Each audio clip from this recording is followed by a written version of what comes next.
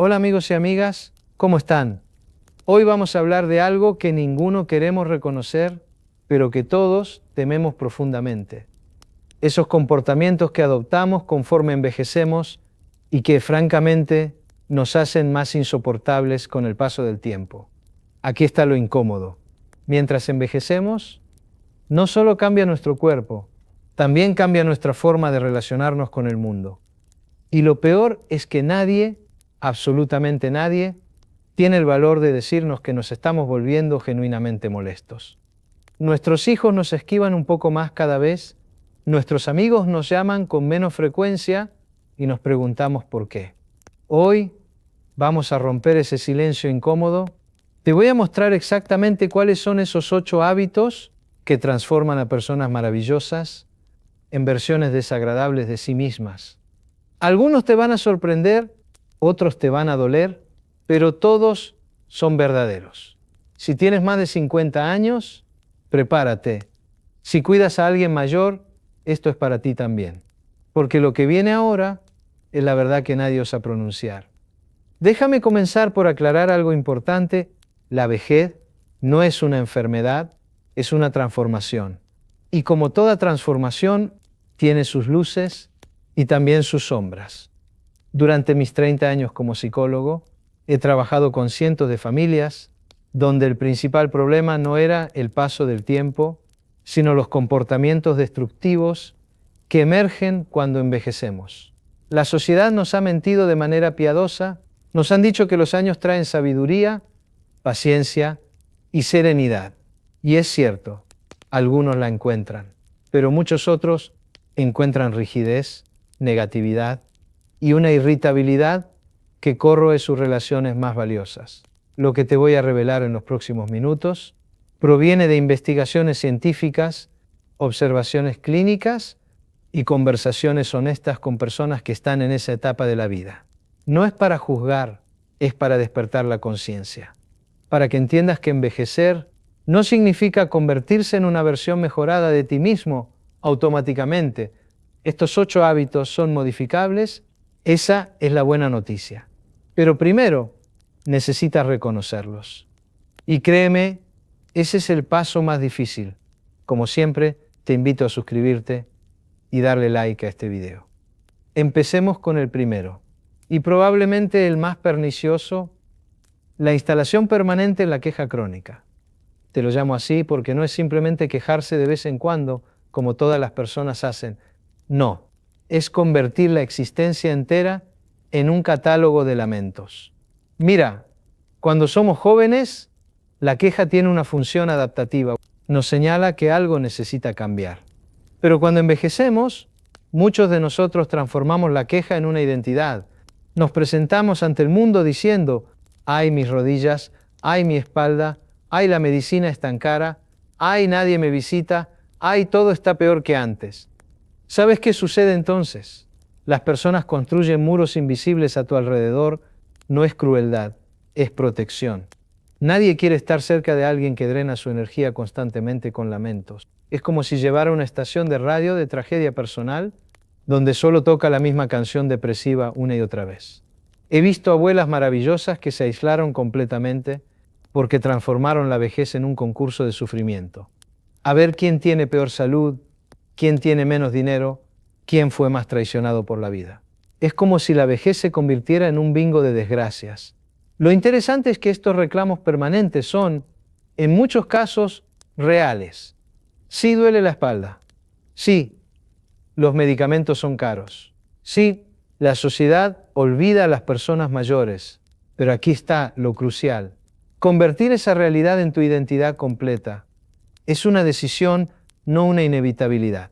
Muchos adultos mayores que conozco que han envejecido con gracia, que mantienen relaciones sólidas, que no son tediosos, tienen exactamente los mismos problemas físicos, financieros y sociales que los primeros. La diferencia radical está en su narrativa interna. Decidieron no permitir que los problemas escribieran su historia completamente. No estoy diciendo que niegues las dificultades.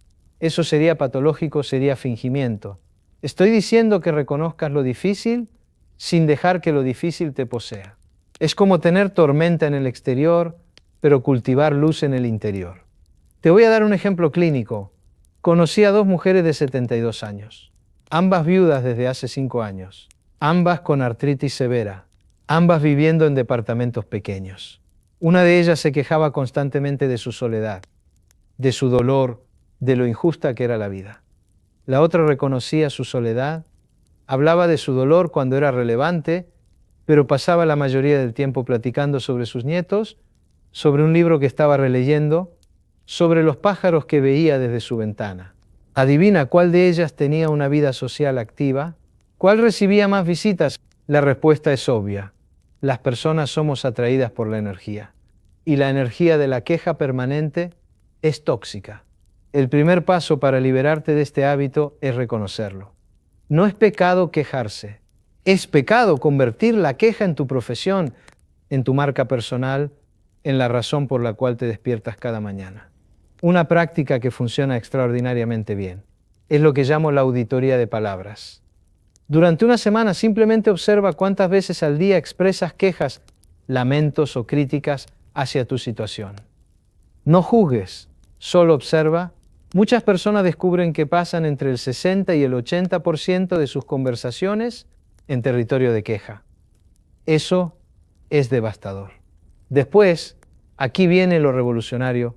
Comienza a reintroducir en tus conversaciones elementos positivos. No optimismo falso, no negación de la realidad, sino equilibrio. Menciona también lo que funciona. Reconoce también lo que te hace feliz. Enfatiza también lo que aprendiste. Este cambio no sucede de la noche a la mañana. Estamos hablando de neuroplasticidad, de recableado neurológico, pero es posible. He visto transformaciones notables en personas que decidieron abandonar este hábito destructivo. La relación entre la queja crónica y el envejecimiento acelerado es científicamente demostrable. La negatividad sostenida aumenta los niveles de cortisol en tu cuerpo, acelera el envejecimiento celular y debilita tu sistema inmunológico. Así que, paradójicamente, al quejarte constantemente de tu edad y tus achaques, literalmente te estás envejeciendo más rápido. Este es el verdadero poder del que nadie habla. Tu narrativa es una medicina o un veneno. Eres responsable de elegir cuál. Avancemos al segundo hábito, la petrificación del pensamiento. Lo que yo llamo la parálisis por certeza. Observa esto con cuidado. Cuando somos jóvenes, nuestro cerebro es como un explorador. Busca novedad constantemente. Está diseñado para adaptarse, para cambiar, para crecer. Pero alrededor de los 60, 70 u 80 años, muchas personas transforman su mente en una fortaleza amurallada donde nada nuevo entra. Las cosas siempre se han hecho así. Eso no funciona. No entiendo esas computadoras. Antes todo era mejor. La gente joven está loca. Estas frases son señales de alerta. Son síntomas de una mente que ha decidido jubilarse. Aquí está lo peligroso. La rigidez mental no solo te aísla socialmente, también te aprisiona emocionalmente. Tu cerebro necesita estimulación para mantenerse vivo. No literalmente muere, pero se vuelve cada vez más restringido, cada vez más pequeño, cada vez más denso. He trabajado con personas que rechazaban aprender cualquier cosa nueva. Estaban convencidas de que su época de aprendizaje había terminado hace 30 años. ¿Sabes qué pasaba? Se volvían predecibles, aburridas, fáciles de ignorar. Sus conversaciones giraban en torno a los mismos temas, los mismos recuerdos, las mismas justificaciones. Mientras tanto, otros adultos mayores que conocía, personas de 80, 90 años, estaban aprendiendo fotografía, tomando clases de idiomas, leyendo ficción científica, descubriendo nuevas bandas de música. No eran personas que hubieran nacido jóvenes en cuerpos viejos. Eran personas que habían decidido que el aprendizaje no es un privilegio de la juventud. La rigidez mental en la vejez es casi siempre una decisión disfrazada de necesidad biológica. Es que ya estoy viejo para aprender, dicen. Pero la neurociencia ha demolido eso. Tu cerebro puede generar nuevas neuronas, nuevas conexiones, nueva plasticidad, incluso a los 90 años. Pero necesita práctica, necesita desafío, necesita curiosidad. Mira, cuando rechazas lo nuevo, estás comunicando algo muy poderoso a tu entorno. He terminado. Mis aportaciones están hechas. Mi mundo es este pequeño espacio que conozco, y la gente te cree. Dejan de invitarte porque saben que solo querrás hablar sobre la época en que realmente vivías. Uno de los cambios más radicales que he presenciado fue el de un señor de 75 años que decidió aprender a usar Internet porque su nieto le pidió que conociera el mundo de videojuegos que él exploraba. Ese señor pasó de ser el abuelo gruñón que rechazaba la tecnología a ser alguien que 5 años después estaba moderando foros sobre un tema que le apasionaba. Había recuperado vitalidad. Las arrugas seguían ahí, pero la luz detrás de sus ojos había regresado. La rigidez mental lleva a la obsolescencia percibida, y la obsolescencia percibida lleva a la exclusión. Es una ecuación matemática casi perfecta. ¿Cómo combates esto? Con lo contrario, con apertura deliberada, proponte aprender algo completamente fuera de tu zona de confort cada año.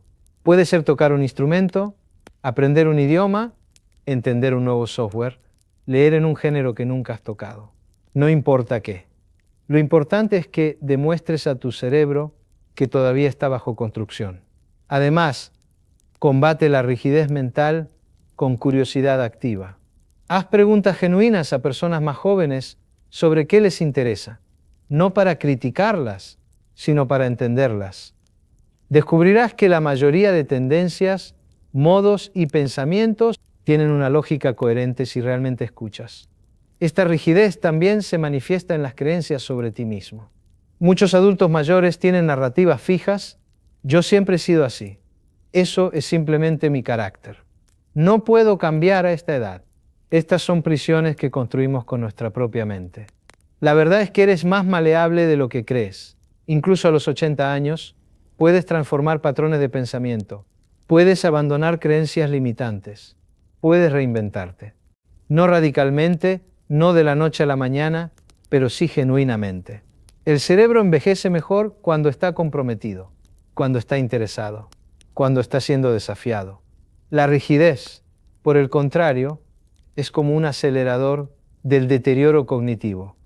Ahora llegamos a algo que genera mucha tensión familiar, el tercer hábito, el control obsesivo disfrazado de preocupación. Te digo cómo debes vivir porque te amo, dicen algunos adultos mayores. Y a veces incluso lo creen, pero lo que está ocurriendo en realidad es algo mucho más complejo y mucho más tóxico. Conforme envejecemos, empezamos a experimentar una sensación de pérdida de control. Nuestro cuerpo ya no responde igual. La sociedad nos escucha menos y nuestras opiniones poco a poco parecen volverse invisibles. Esa frustración es real. Y muchas personas, sin darse cuenta, intentan compensarla de una forma equivocada, tratando de controlar lo que sí pueden controlar, a su familia. He visto abuelas que critican constantemente a sus hijas por la manera en que crían a sus hijos y no lo hacen con intención de ayudar, sino desde un hábito corrosivo de corrección permanente. Tu hijo está gordito. ¿Por qué dejas que vea tanta televisión? Deberías castigarlo así. Yo no sé cómo permites que se vista de esa manera. Es control emocional puro. Y lo más triste es que muchas veces no se dan cuenta del daño que hacen. No comprenden que están saboteando sus propias relaciones. Están garantizando que sus hijos los visiten cada vez menos. Están asegurando que sus nietos los escuchen cada vez menos. Porque todo ser humano tiene un límite. Y cuando ese límite se cruza una y otra vez, simplemente se aleja. Pero aquí viene el giro retorcido. Muchos de esos adultos mayores que practican control obsesivo luego se sienten víctimas. Nadie me visita. Nadie me quiere. Lo que realmente significa es, cuando los visito, los critico tanto que prefieren evitarme. La manipulación emocional es el suplemento natural del control. Y suele expresarse en frases como, si realmente me amaras, harías lo que te digo. Después de todo lo que he hecho por ti, merezco respeto. Tu hermano sí me escucha. Son cuchillos emocionales. Y aunque funcionan, dejan cicatrices profundas. He trabajado con muchas familias donde el adulto mayor es cuidado físicamente a la perfección. Tiene buena comida, medicamentos a tiempo, comodidad, pero emocionalmente está aislado. Nadie quiere pasar tiempo con él. ¿Por qué? Porque cada conversación es un campo minado. Y también este hábito aparece con el dinero. Te doy dinero, así que tengo derecho a decidir cómo lo gastas. O peor aún, te dejo mi testamento, pero solo si haces esto. Es control disfrazado de herencia. Y aquí viene una verdad que muchos no quieren escuchar. Conforme envejecemos, debemos soltar el control, no intensificarlo. Debe haber una transferencia de poder, no una guerra por el poder. Los adultos mayores que envejecen bien son aquellos que entendieron algo extraordinario. Su rol ha cambiado. Ya no son los capitanes del barco, ahora son los consejeros sabios. Y los consejeros sabios solo dan consejo cuando se les pide, no cuando se les ocurre. Ese es el cambio. Pasar del mando a la guía y viene acompañado de una verdad incómoda, pero liberadora. No puedes controlar tu camino hacia el amor. No puedes manipular tu camino hacia la felicidad. Solo puedes soltar, confiar y permitir que otros vivan sus propias vidas. Cuando un adulto mayor logra eso, cuando deja de controlar, cuando deja de manipular, encuentra una paz inmensa. Es como soltar una mochila que ha cargado durante décadas. De repente descubre algo inesperado. Sus hijos, sin coerción, quieren estar cerca. Sus nietos buscan su compañía. Y las personas lo escuchan no por obligación, sino por respeto genuino. Uno de los casos más conmovedores que he visto fue el de un padre que decidió dejar de criticar las decisiones de su hijo adulto. Al principio fue incómodo. El hijo esperaba el siguiente ataque, pero no llegó. Pasaron meses y poco a poco algo cambió. El hijo comenzó a acercarse, a compartir sus decisiones, a pedir consejo, no porque fuera obligado, sino porque por primera vez sentía que podía hablar sin ser juzgado. Y eso cambia todo. La vejez, paradójicamente, es el momento perfecto para el descontrol, para la fe. Fe en que las personas que amas harán lo correcto, aunque no sea exactamente como tú lo harías. Fe en que tu legado no está en las palabras, sino en la forma en que viviste. Porque al final, soltar no es perder. Soltar es confiar. Y confiar es el acto más sabio de todos. Aquí viene el cuarto hábito, y este es particularmente insidioso. La victimización como estrategia de conexión emocional. Escúchame bien, todos los adultos mayores que conozco han sufrido. La vida no es fácil para nadie, pero especialmente para quienes han vivido 70, 80 o 90 años. Han visto morir amigos, han experimentado pérdidas, han conocido la injusticia, y eso es real. Pero aquí está el peligro. Algunos adultos mayores transforman sus sufrimientos legítimos en una identidad. Se convierten en expertos en victimización. Conocen exactamente cómo contar sus historias de dolor para generar simpatía. Y sí, funciona, pero solo por un momento. Tú no entiendes lo que he sufrido, dicen, cerrando la puerta a cualquier otra perspectiva. La vida me ha sido muy cruel, afirman, como si los demás no tuvieran también sus propias cruces.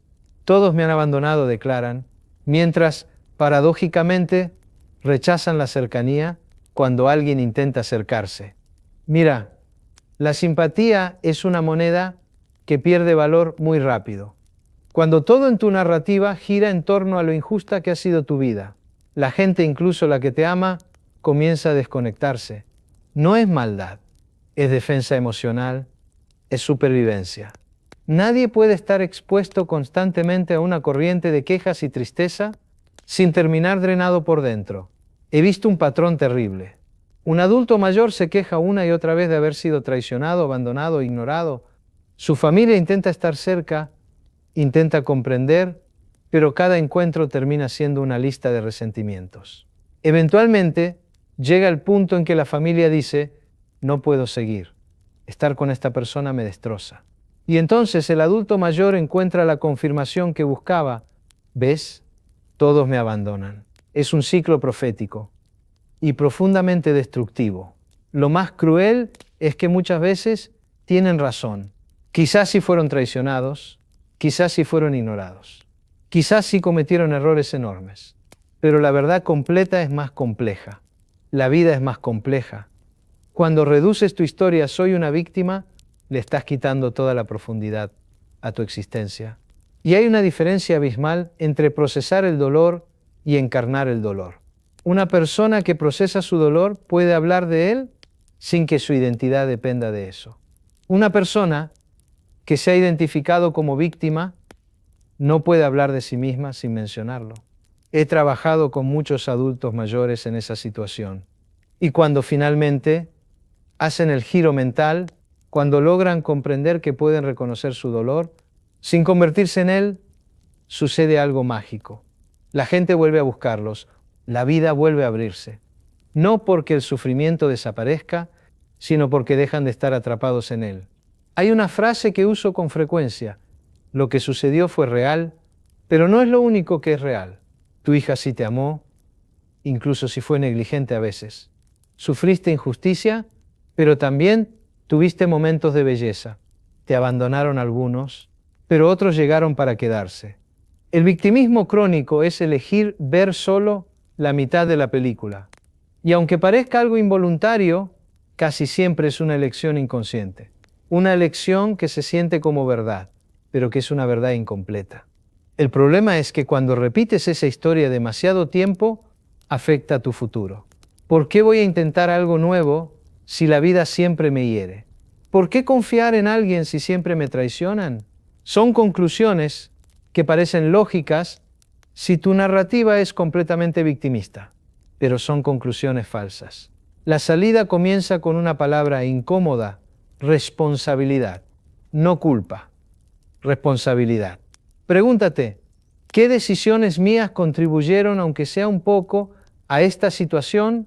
¿En qué momento fui yo quien causó el dolor que tanto menciono? Son preguntas incómodas, muy incómodas, pero también profundamente liberadoras. Porque cuando tomas responsabilidad, aunque sea por un fragmento de tu historia, recuperas poder. Y cuando recuperas poder, dejas de ser una víctima. Te conviertes en un sobreviviente. Y los sobrevivientes son interesantes, inspiran, brillan desde su vulnerabilidad. Las víctimas, en cambio, se vuelven predecibles y agotadoras. La diferencia entre ambas es sutil, pero cambia por completo la forma en que el mundo te ve y la forma en que tú te ves a ti mismo. Vamos con el quinto hábito. Y este quizá es uno de los más dañinos para las relaciones entre generaciones: la demonización sistemática de los más jóvenes.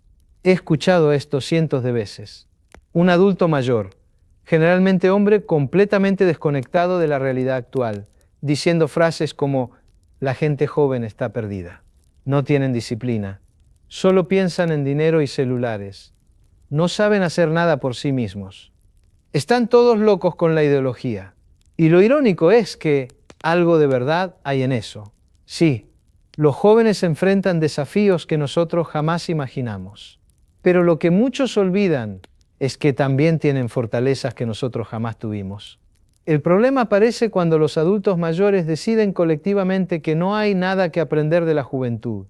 Ahí, la nostalgia se convierte en un arma. Antes se trabajaba de verdad. Antes los jóvenes respetaban. Antes la gente se comprometía. Cada antes es una forma sutil de decir: ahora todo está perdido. Y eso levanta un muro generacional casi infranqueable. Los jóvenes sienten el juicio, sienten el rechazo y naturalmente se alejan. Lo que muchos adultos mayores no entienden es que esta crítica permanente no nace del desprecio, sino del miedo.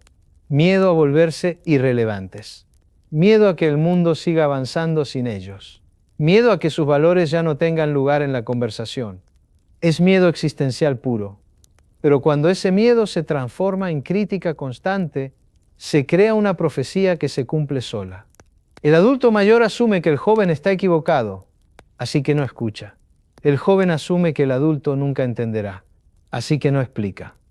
Y en ese silencio, ambos pierden la oportunidad de comprenderse. He visto abuelos transformarse profundamente cuando se sientan, no a corregir a sus nietos, sino a entenderlos. Cuando escuchan con genuina curiosidad. descubren algo fascinante, que hay lógica detrás de lo que hacen, que hay valores reales detrás de sus decisiones, que no son flojos ni perdidos, sino personas que responden a un mundo completamente distinto.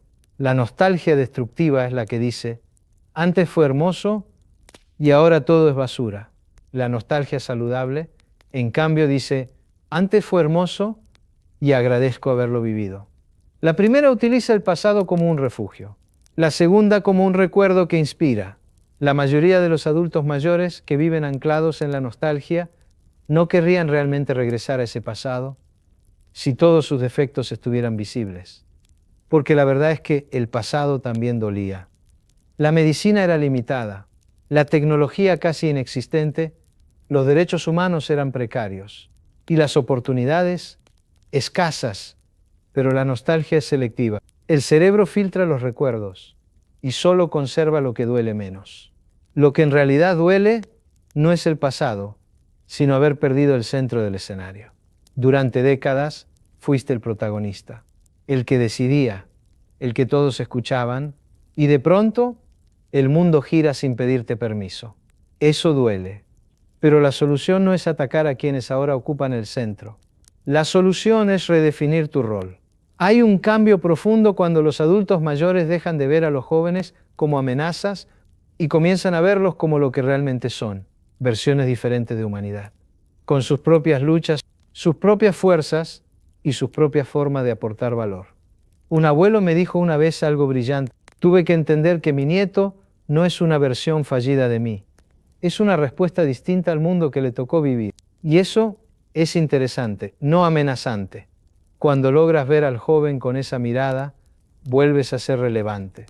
Porque la relevancia no depende de la edad, sino de la curiosidad que mantienes viva. Cuando un adulto mayor se niega a entender el mundo actual, se autoexcluye. Se vuelve irrelevante por decisión propia, pero cuando se abre, aunque sea desde el rol de aprendiz, su voz recupera valor. Porque puede aportar algo que los jóvenes no tienen, perspectiva histórica, sabiduría contextual y calma emocional. El joven aporta impulso, el adulto mayor aporta sentido. Y cuando ambas generaciones se escuchan, la humanidad avanza. Llegamos al sexto hábito, la negligencia emocional disfrazada de independencia.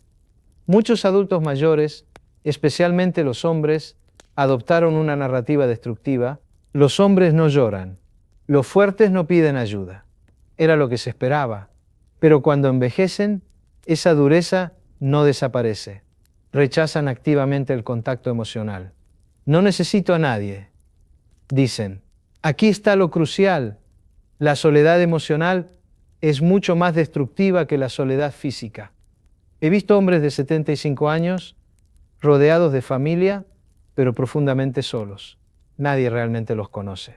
No han dejado entrar a nadie en sus verdaderas emociones en 50 años. La negligencia emocional se manifiesta en el silencio, en la falta de expresión. Frases como te amo, estoy asustado, necesito ayuda, desaparecen del vocabulario. Pero los sentimientos no se evaporan, se enquistan, se transforman en amargura e irritabilidad o en una depresión silenciosa. He observado algo poderoso. Los adultos mayores que envejecen mejor son los que descubrieron que sentir profundamente no es debilidad, es autenticidad. La vulnerabilidad no es defecto, es acceso, es la puerta por la que otras personas pueden entrar. Y cuando permites eso, la soledad se disuelve. La resistencia a buscar ayuda psicológica acompaña este hábito. No necesito un psicólogo, dicen. Y cargan solos con depresiones nunca diagnosticadas, ansiedades crónicas, traumas no procesados. Es trágico porque la terapia en la vejez puede ser profundamente transformadora. Recuerdo un hombre de 80 años que finalmente decidió ir a terapia. Los primeros meses fueron incómodos, silencios largos, miradas evasivas, pero poco a poco descubrió que llevaba 80 años en soledad emocional y en sus últimos años finalmente comprendió lo que significaba estar verdaderamente conectado. No era tarde. Nunca es demasiado tarde. La soledad emocional acelera el envejecimiento biológico, aumenta la inflamación, debilita el sistema inmunológico. Tu cuerpo, créelo o no, necesita conexión emocional para funcionar correctamente. Así que si has pasado décadas aquí, la transformación puede comenzar hoy. Expresa lo que sientes, pide ayuda, permite que alguien te vea real. Será incómodo, sí, pero del otro lado está la libertad, que quizás nunca antes habías conocido. El séptimo hábito, el abandono completo de objetivos y responsabilidades significativas. Cuando alguien se jubila, hay un alivio inicial, una sensación de descanso, de libertad. Pero muchos adultos mayores cometen un error colosal. Transforman la jubilación en retiro total. No solo dejan el trabajo, dejan todo. Dejan los objetivos, dejan la contribución. Se retiran de ser necesitados. He visto personas que, una semana después de jubilarse, simplemente se apagan, se sientan, ven televisión, esperan la muerte. La luz interior se desconecta, la neurociencia es clara, el cerebro necesita propósito. Sin propósito se deteriora más rápido, literalmente, neuronalmente. El cerebro se vuelve menos estimulado, menos vivo.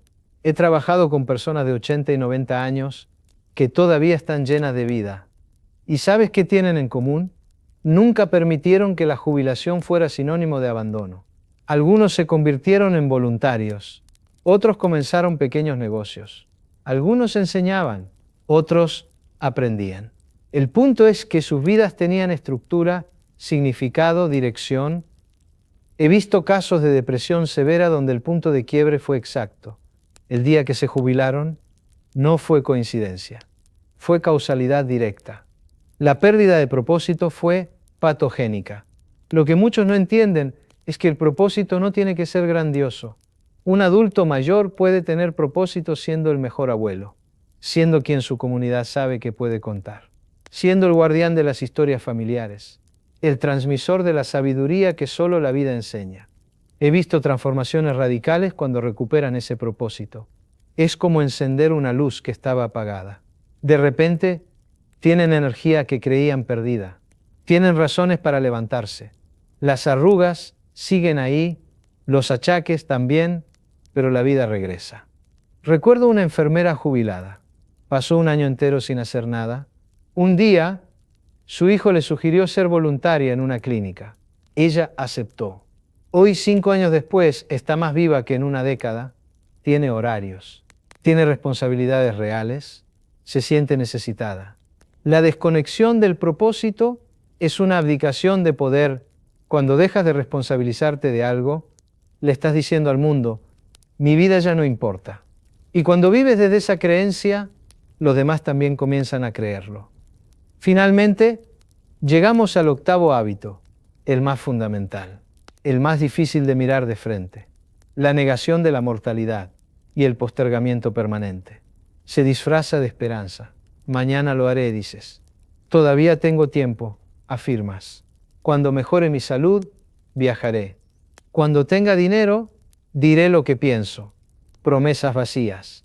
Frases que escucho todos los días de personas que no se dan cuenta de que están posponiendo su propia vida. Pero aquí está la verdad que casi nadie quiere escuchar. No sabemos cuándo moriremos. Muchos adultos mayores viven como si tuvieran tiempo infinito.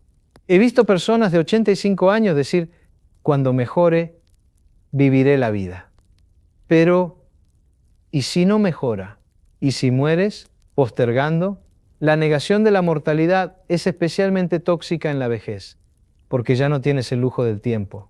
A los 30, si posponías, aún había 50 años por delante. A los 80, puede que no haya ni 5, he acompañado personas en sus últimos días. Nunca escuché a nadie decir, desearía haber trabajado más. Nunca. Lo que sí escucho una y otra vez es esto. Desearía haber pasado más tiempo con mi familia. Desearía haber dicho lo que sentía. Desearía haber viajado cuando podía. Desearía haber roto esa relación destructiva. El postergamiento es una forma de violencia contra ti mismo. Es elegir la comodidad del momento a costa de la plenitud que podrías haber tenido. Es vivir como si tuvieras otra oportunidad y no la tienes. Muchos adultos mayores no niegan la muerte, la ignoran